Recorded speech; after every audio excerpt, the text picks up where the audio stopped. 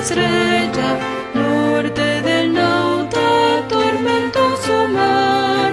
Nunca el nublado esconderá su brillo, pues las tinieblas puede disipar. Dadle la Biblia, santa y clara nueva, luz del camino angosto y celestial. Regla y promesa, ley y amor unidos, hasta que rompa el alba eterna. Lección número 9. El yugo de Jeremías. Y el versículo a memorizar lo encontramos en Lucas 9:23. Y decía a todos: si alguno quiere venir en pos de mí, niéguese a sí mismo, tome su cruz cada día y sígame. Hemos visto en el libro de Jeremías cómo el Señor le pidió en varias ocasiones que hiciera acciones para enseñar lecciones objetivas al pueblo.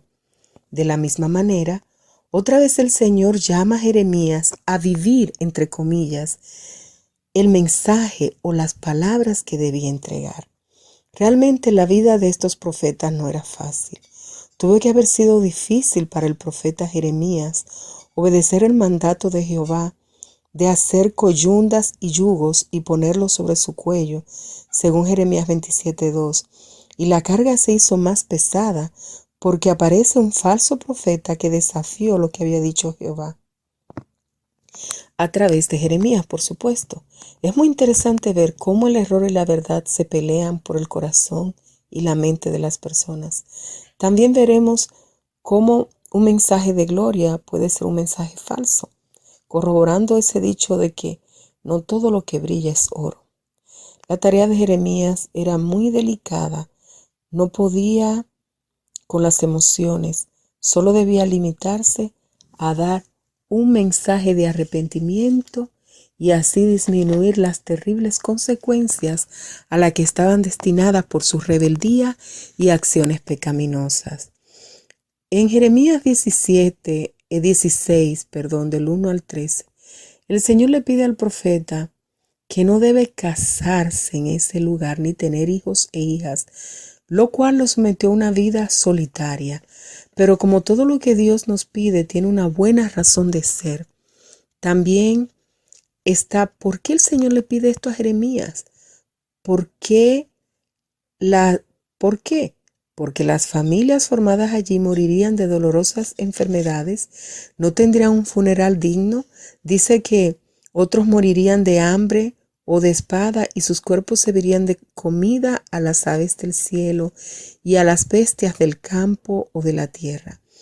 Otro pedido contundente que le pidió el Señor a Jeremías en este capítulo 16 fue que no debía solidarizarse con los enlutados ni consolarlos, porque el verdadero consuelo lo da el Espíritu Consolador.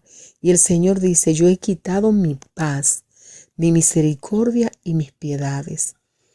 Oh, cuán terrible será cuando se cumple el hecho de que la gracia se retire, cuando Jesús pronuncia las terribles palabras consumado es, y ya el Espíritu Santo deje de interceder, de trabajar con los hombres aquí en la tierra. Pero asimismo, como el profeta tenía prohibido entrar a casa de luto a llevar consolación, también tenía prohibido celebrar en casa de banquete, comiendo, bebiendo, porque la sentencia de Jehová también incluía: he aquí que yo haré cesar toda voz de gozo y alegría. Todo esto, por supuesto, haría de la vida de Jeremías una vida muy solitaria. Con todo esto, el Señor quería enseñar lecciones objetivas al pueblo.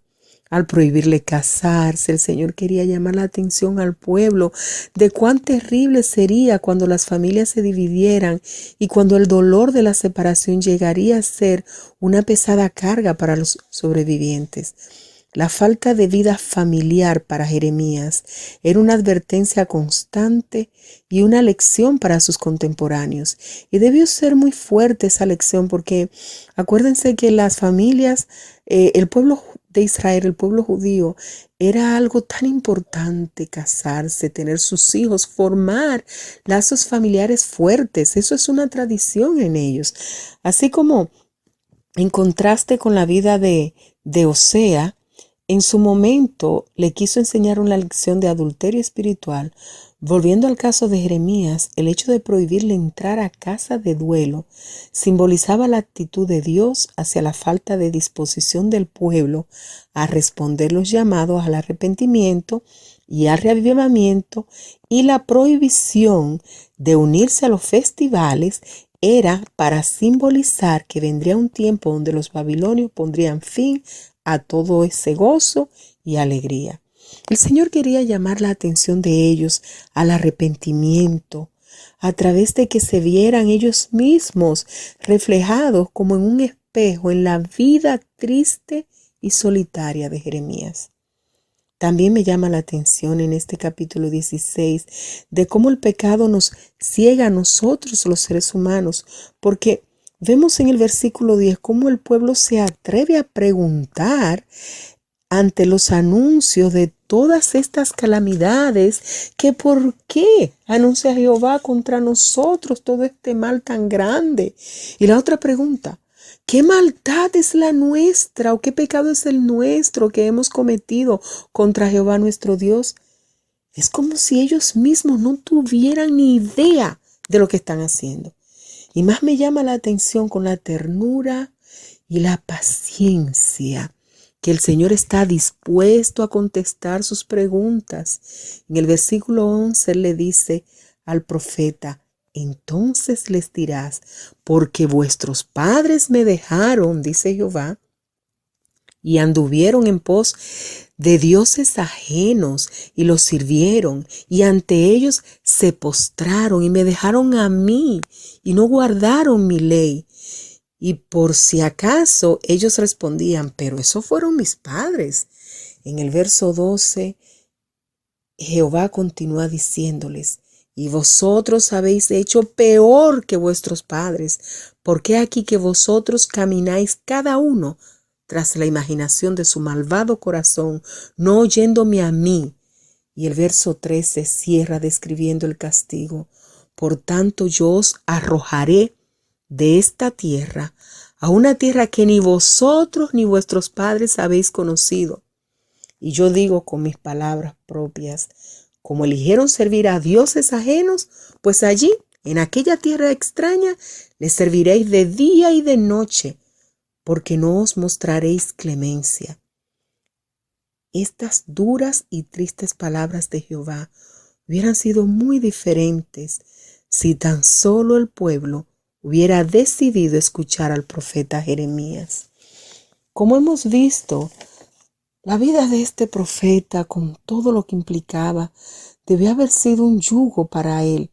Pero aparte de eso, ya vimos en la introducción que literalmente Dios le pide que se ate un yugo sobre su cuello, para mostrarles a todos, especialmente al rey, que debían asimismo doblegar su cuello, sometiéndose al rey de Babilonia, Nabucodonosor. Y el no querer someterse a ese rey sería como rebelarse contra Dios mismo, y el castigo a tal nación rebelde sería espada, hambre y pestilencia. Por lo tanto, no deben prestar atención a esas voces rebeldes que dicen que no deben servir al rey de Babilonia, porque esas mentiras traerán muerte, mientras que si ustedes se someten, si someten su cuello al yugo del rey de Babilonia y les sirven, o sea, si me obedecen, los bendeciré, permitiéndoles permanecer en sus hogares, en sus tierras, labrarlas y morar en ellas en paz. Aquí vemos que no importa cuán absurdos sean los requerimientos de Jehová, comparado con las lógicas humanas, nos conviene, definitivamente sí que nos conviene, si queremos que nos vaya bien, obedecer a Dios antes que a los hombres. Porque realmente la reacción humana, lógica, natural, es pelear contra el invasor, contra esa nación extranjera. Mas, sin embargo, el Señor dice que por absurdo que parezca, les conviene en esta ocasión someterse a ese invasor extranjero. ¿Y por qué debían obedecer ciegamente lo que Jehová les dijera? Por lo que dice el verso 5 del capítulo 27 de Jeremías. Dice Jehová: yo hice la tierra, el hombre y las bestias que están sobre la faz de la tierra, con mi gran poder y con mi brazo extendido, y la di a quien yo quise. Es decir, Jehová es el soberano, Dios creador y sustentador de todo lo que existe, y aún por encima de todo el caos y los problemas que estén pasando en nuestras vidas, Él sigue al control de todas las cosas como la suprema autoridad que es. Si permanecemos fieles en medio de estas pruebas, Él va a enderezar las sendas torcidas y resolver de la mejor manera todas nuestras situaciones para honra y gloria de su nombre. Qué lindo es nuestro Dios. Continuamos. Habíamos mencionado que usa una de las cosas que hizo más difícil la vida del profeta, especialmente en lo de vivir el mensaje, fue la intervención de profetas mentirosos, tales como Ananías, hijo de Azur, profeta de Gabaón, quien al decir delante de los sacerdotes y de todo el pueblo que Jehová había hablado diciendo que quebrantó el yugo del rey de Babilonia, él estaba contradiciendo el mensaje que Jehová le había dado a Jeremías para llamar al pueblo al arrepentimiento. La pregunta: ¿de dónde sacaban tales profecías esos mentirosos? Para nosotros es obvio que Ananías hablaba mentira, porque ya conocemos los resultados, hemos visto que es así. Pero en el momento, hermanas, es muy difícil para el pueblo determinar, porque los dos dicen ser profetas, dicen hablar en nombre de Jehová. Ahora bien, Jeremías dice algo muy cierto. Cuando se cumplan las palabras del profeta, o sea, el cumplimiento de la profecía, determinarán quién es el profeta que Jehová realmente envió. Este Ananías no solamente se limitó a profetizar sobre de que Jehová rompería el yugo del rey sobre el pueblo, sino también de que los utensilios de la casa de Jehová y todos los transportados serían devueltos a este lugar. Cosa que ya en el capítulo 27, en el versículo 16, el Señor advierte diciendo: también a los sacerdotes y a todo este pueblo, no oigáis las palabras de vuestros profetas. Jehová no dice de mis profetas, no, de vuestros profetas, diciendo: he aquí que los utensilios de la casa de Jehová volverán de Babilonia ahora pronto, porque os profetizan mentira. Y en el verso 22 de ese mismo capítulo, él reitera: allí estarán los utensilios hasta el día en que yo los visite, dice Jehová, y después los traeré y los restauraré a este lugar. Es decir, si prestáramos atención a lo que Jehová dijo, se habrían dado cuenta del engaño. Como les decía, este Ananías no solamente profetizó mentiras. Y antes de continuar con otra cosa terrible que él hizo, yo quiero decir que Satanás no cambia con su estrategia. Él está llamando a la gente a que no lean las escrituras, tratando de distraernos para no conocer la verdad. ¿Por qué? Porque si no conocemos la verdad, es fácil arrastrarnos hacia la mentira. Hay que tener mucho cuidado porque se aproximan momentos donde vamos a tener que decidir qué voz vamos a escuchar y qué voz dice verdad y qué mentira. La palabra de Dios es nuestra regla de fe y a ella debemos prestar atención. Le continuó diciendo que este Ananías no solamente profetizó mentiras, sino también se atrevió a quitar el yugo del cuello del profeta Jeremías y lo quebrantó.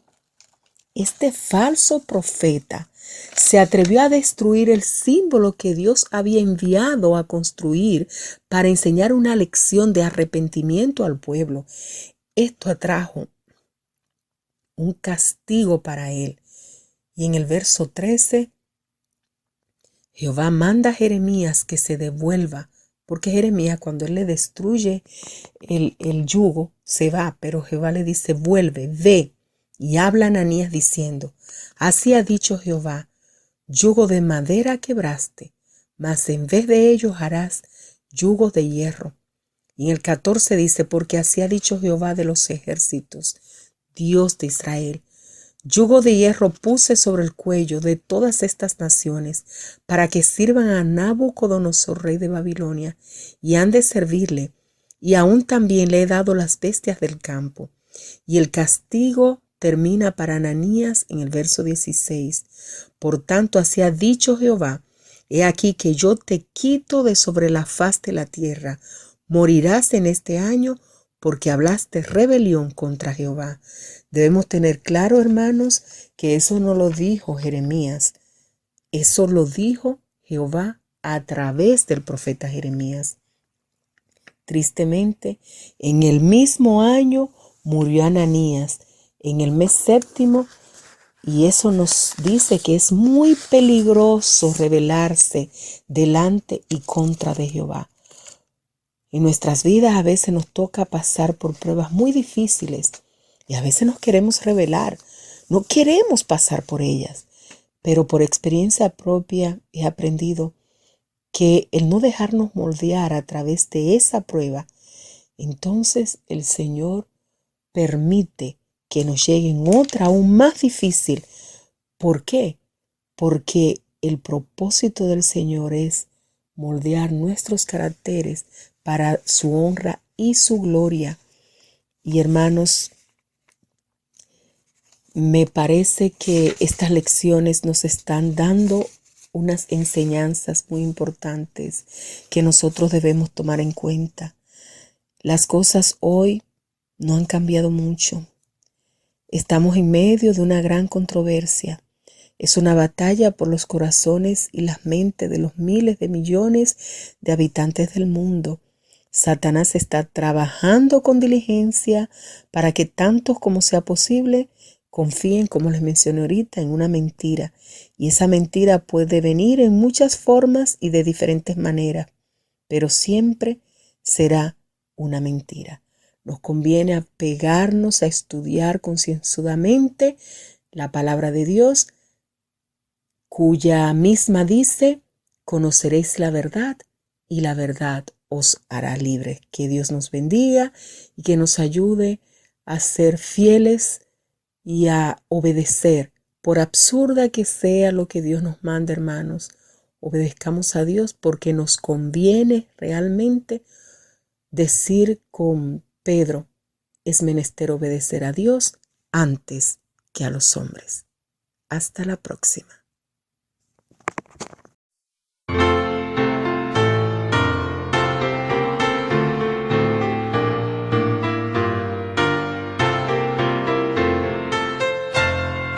Dadme la Biblia, reluciente estrella, norte del nauta, tormentoso mar.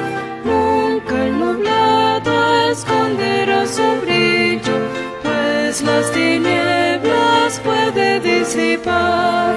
Dadme la Biblia, santa y clara nueva, luz del camino angosto y celestial.